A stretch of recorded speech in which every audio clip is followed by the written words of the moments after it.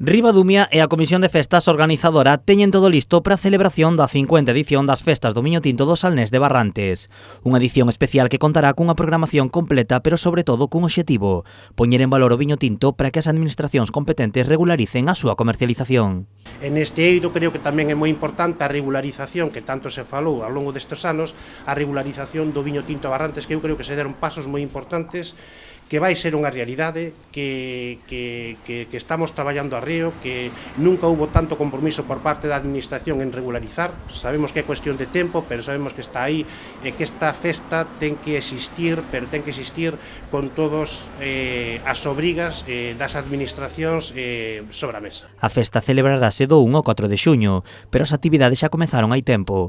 A semana pasada tivo lugar a primeira edición dun exitoso concurso de tapas e a principios de mes tivo lugar a precata do concurso do viño tinto. Cun récord de participación, 16 viños pasaron a precata final e 12 accederán á final. Máis de 115 viños que se cataron nas precatas para pasar 36 viños ás catas finais. Deses 36 viños se seleccionan 12 viños que son os que, bueno, pues de alguma maneira vai sair elexido, digamos, pues os primeiros premios. Agradecementos a todas esas persoas porque participaron, a calidade foi boa, os viños finais son extraordinarios. En canto ás variedades autóctonas presentáronse 31 viños e tamén 12 pasaron á final.